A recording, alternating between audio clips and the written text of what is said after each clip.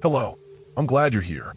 The topic we're going to discuss today requires attention, thoughtfulness, and maturity because we're going to talk about one of the most delicate forms of relationships, dependence and codependence between parents and children.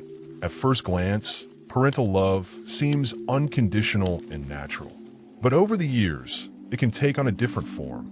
An invisible but dense bond where care turns into control and the desire to help turns into the suppression of personal boundaries. We will examine how such relationships are formed, why they persist throughout life, and how they affect the development of both parties, parents and children. This conversation is not about blame. It is about understanding, about trying to look at the situation from different angles. Parental anxiety, a child's attempt to separate, the desire for autonomy, fear of loneliness, a sense of duty, all of this is intertwined in a complex knot. And, as psychotherapist Virginia Satter writes, the family is a microcosm that reflects all of a person's internal conflicts. We will analyze the forms in which codependency manifests itself, why it often goes unnoticed, how it affects self-esteem, personal boundaries, and the ability to build mature relationships. Most importantly, we will discuss what steps can be taken to change the format of the relationship rather than break it, from pressure to cooperation, from control to trust. Let this conversation be not an assessment, but a tool for awareness and movement toward healthier relationships. Introduction to the topic: the beginning of dialogue, not a breakup. The bond between mother and child is one of the strongest and most complex in human life. It is established long before the first words and steps, and, it would seem, should withstand any test. However, over time, as the child grows up, this connection undergoes changes. Where there used to be a natural fusion, care, control, closeness, there is now a desire for autonomy, personal boundaries, and independent decisions. These changes are not always taken calmly. When an adult son or daughter begins to talk about the need for distance, it can be perceived as rejection. It is difficult for parents to accept the fact that the care that has been the norm for many years can now be perceived as pressure or interference. In such a situation, resentment and misunderstanding can easily arise. However, it is important not to perceive these changes as a destruction of the bond. Rather, it is a redistribution of the bond from dependence to partnership. This shift is part of the natural process of growing up for both parties. The child learns to be independent, and the parent learns to accept a new form of relationship in which their significance does not disappear but is transformed. Psychologists note that the most mature and stable relationships between adult children and parents are formed when both sides realize that closeness does not have to be a merger. It is possible even at a distance, if there is respect, trust, and the ability to hear each other. Many experts agree on one thing: the difficulties that arise between generations are rarely accidental. They are rooted in unconscious expectations, unreflected parenting scenarios, and a lack of personal separation. Carl Gustav Jung emphasized the importance of personality development as a condition for a healthy relationship.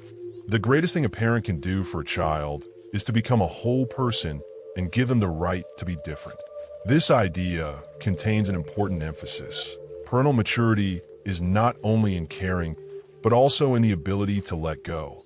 Not in the sense of giving up love, but in the sense of giving up control.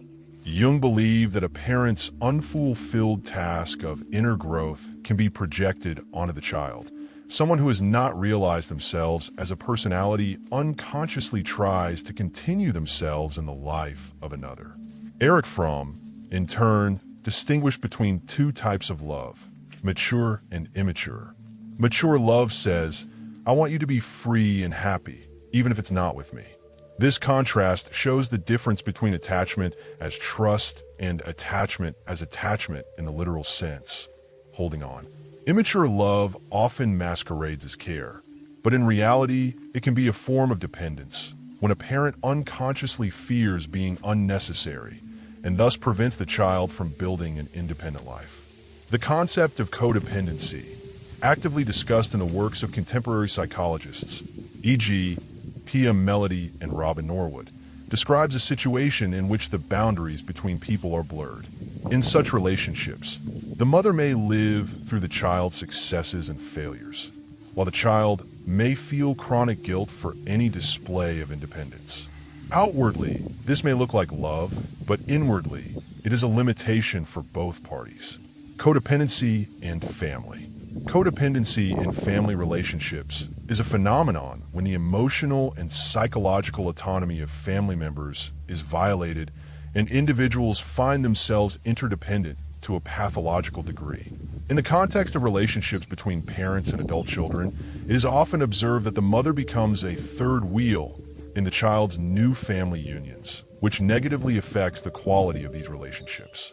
When a mother actively interferes in the life of her son or daughter, competes with their partner, be it a daughter-in-law or son-in-law, tension arises due to the crossing of boundaries and the struggle for influence. Such behavior interferes with the formation of a healthy family system, where each subject can take their autonomous role. As a result, new partnerships are threatened, which leads to frequent conflicts, breakups, or distancing. A psychologically adult child, experiencing pressure and guilt for possible abandonment of the mother, can consciously or unconsciously postpone the creation of his own family. This situation is often supported by social and cultural norms, where responsibility for parents is placed primarily on children, especially daughters. Codependency gives rise to destructive patterns of behavior in which personal boundaries are blurred, and the child's personality gives way to the role of savior or guardian. This interferes with the formation of a full, independent life, reduces the quality of relationships, and hinders the development of emotional maturity. From the point of view of family systems theory, the codependency cycles formed in this way are stable until the participants recognize the problem and begin to establish new, healthy boundaries. It is important for parents and children to learn to see the value of autonomy and respect each other's right to personal space, thereby creating conditions for harmonious development and interaction. The illusion of thoughts for the good.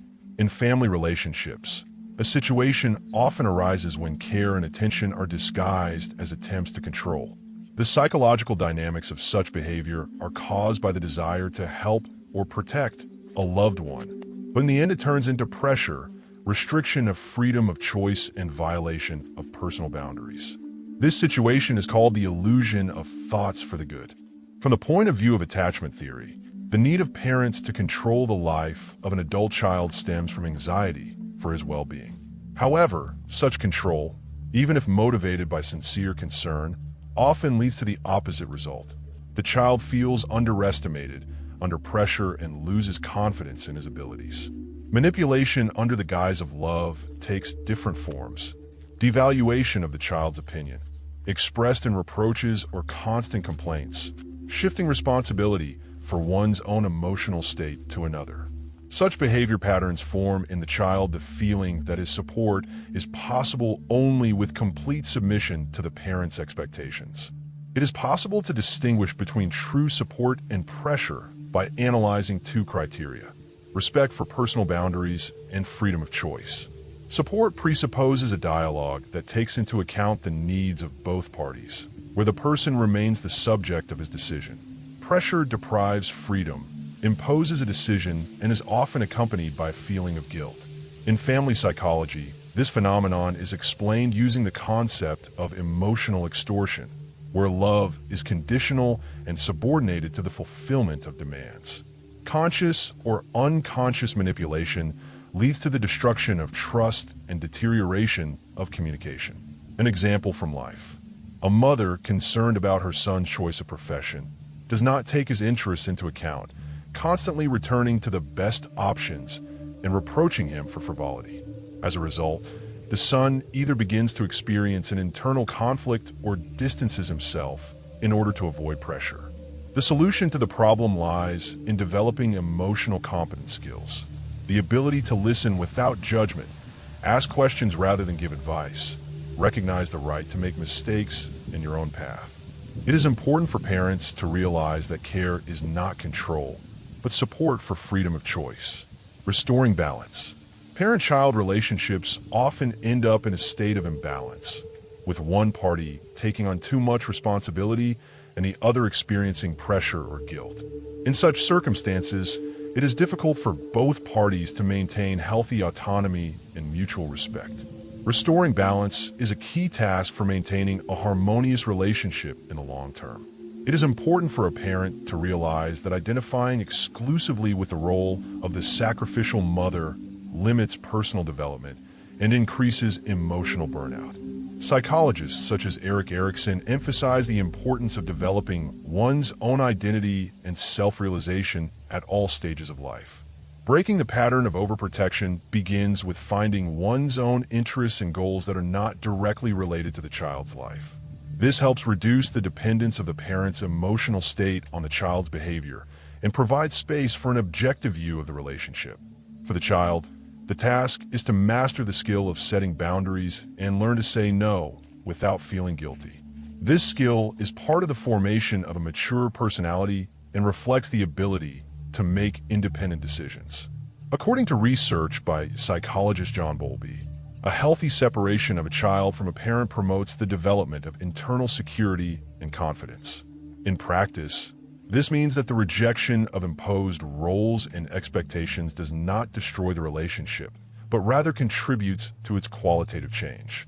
Dialogue between generations is not just an exchange of information, but a complex process of mutual understanding. The key to effective communication is the ability to listen without judgment and speak clearly, avoiding accusations. The model of active listening proposed by Carl Rogers helps to create a space of trust where everyone feels heard and accepted. It is important to formulate your thoughts through I statements. For example, I feel, it is important to me, which reduces tension and promotes constructive dialogue. Restoring balance is a gradual process that requires patience and mutual effort. But it is this that opens the way to relationships based on respect, freedom of choice and support, and not on control and sacrifice. Healing understanding. Mutual understanding between parents and children is not just an exchange of words, but a fundamental basis for the formation of mature, healthy relationships. The essence lies in the ability to see each other not through the prism of expectations and past grievances, but as individuals with their own needs and limitations. It is this understanding that becomes a healing tool that can overcome the barriers of alienation and tension. Compassion here does not act as sentimentality, but as a conscious acceptance of the other without the desire to change or condemn them. The famous psychologist Carl Rogers in his works emphasized the importance of unconditional positive acceptance. It is this that creates a safe space for open dialogue.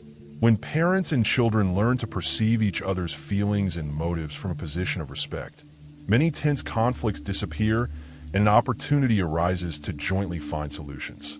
Awareness of mutual limitations and vulnerabilities is a key stage in this process.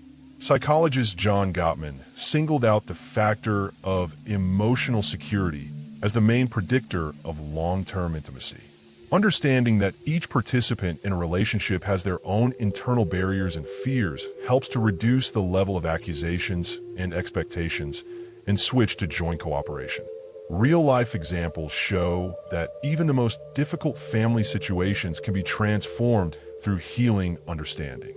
For example, families that have experienced long periods of misunderstanding and conflict were able to restore contact through open conversations, work with a psychologist, or joint participation in therapeutic groups. Such stories demonstrate that conscious work on relationships leads to increased trust and reduced emotional tension. Ultimately, healing understanding is not a one-time event, but a process that requires time, patience, and a willingness to make internal changes. But it is precisely this that creates the conditions for mutual respect and support, without which it is impossible to build a healthy connection between generations. An example from life. Let's consider a hypothetical situation typical for the practice of family psychology. A mother who has devoted her entire life to her child consciously or unconsciously refuses to develop her own identity. She does not enter into new relationships, limits her career or social ambitions, and concentrates all her attention on her daughter. Such behavior is often dictated by an internal conviction. I'm a good mother if I sacrifice myself. The daughter grows up in conditions of her mother's constant involvement in her personal affairs, right down to control over her studies, social circle, appearance, plans for the future. At the same time, she is not required to show initiative or make decisions. Everything has already been thought out and better known to her elders. In adulthood, this can lead to a distorted perception of autonomy. The girl may experience difficulties in making decisions, fear of independent life, a feeling of guilt with every step away from the parental coordinate system. In psychotherapy, such patterns are often considered a consequence of a merging of personal boundaries and formed emotional dependence. It is important to note that such scenarios are not necessarily associated with a lack of love. On the contrary, the parent's motivation may be genuinely caring. However, the result is not development, but stagnation. The child does not develop a stable sense of I capable of autonomy, responsibility, and self-realization. Thus, even in an outwardly successful relationship, the consequences of excessive involvement can be destructive for both the child and the parent, who then faces a feeling of emptiness and unrecognized. Practices and advice. Restoring harmony in the relationship between parents and children requires systematic work based on awareness and practical steps. The first important aspect is the ability to separate your own desires and needs from the expectations of the family and culture. Awareness exercises help you see where other people's demands end and personal space begins. For example, keeping a diary focusing on the questions, what do I want myself? And what expectations have been imposed on me, helps to form internal autonomy. The practice of gratitude is another effective tool. However, it should be free from self-denial and a sense of duty. Gratitude becomes a resource when it reflects real recognition of the other party's efforts without censorship and self-judgment. Writing down at least 3 specific expressions of support or love during the week creates a positive foundation for the relationship. Joint actions play a key role in reviving trust and mutual understanding. These can be simple rituals, joint walks, discussion of a book or film, participation in family events. Joint activities reduce stress and help switch from conflict to cooperation. It is also important to introduce active listening techniques. The ability to carefully hear the interlocutor, paraphrase what was said, and clarify details. This creates space for dialogue without judgment and defensive reactions. For deeper work, family counseling or psychotherapy are recommended, where a professional will help to identify hidden patterns of interaction and offer individual recommendations. Regular use of these practices contributes to the formation of a stable emotional connection based on respect and freedom of choice, which is the foundation for healthy relationships between generations. When resentments and misunderstandings disappear, a mature, sustained closeness is formed in their place, not superficial, but based on mutual respect and awareness. This transition is an important stage in intergenerational relationships, when love ceases to be a chain that binds both parties in codependency and becomes the foundation for autonomy and acceptance. Philosopher Jean-Paul Sartre wrote about the need to recognize the other as an independent person and not as an object of projections and expectations. In a family context, this means that the parent learns to see the child not as an extension of himself, but as a separate person with his own choices and the right to make mistakes. This position reduces the tension associated with control and resistance. Developmental psychology emphasizes the importance of boundaries. It is through their establishment that the maturity of relationships is achieved. A parent who understands the need to respect the child's personal space thereby creates a healthy environment in which he or she remains in balance between care and freedom. The final goal is to move from the codependency model, where the feelings and behavior of parents and children are closely intertwined and dependent on each other, to the model of mature acceptance. This recognition can be expressed by the phrase, I love you, but I do not live your life and am not responsible for your decisions. This approach helps the child develop a sense of responsibility and independence, and parents feel calm and confident in the future. Thus, The process of liberation from grievances is not just emotional cleansing, but a deep restructuring of views and attitudes aimed at building a constructive and equal dialogue. Mature closeness is born where individuality is respected and internal boundaries are maintained. Now I turn to you. How do you feel about this topic? How do you look at it? As a parent who wants to maintain contact with an already grown-up child, or as that same child looking for space for himself? Questions related to loved ones are always difficult. They intertwine experience, expectations, old grievances, and hope for understanding. Therefore, it is important not only to listen, but also to hear, first of all, yourself.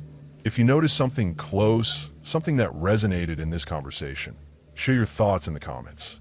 Your view can become that very missing link that will help others see themselves and their relationships from a new angle. None of us are perfect, but an honest attempt to understand is already a step forward. Thank you for being here, and see you in the next video.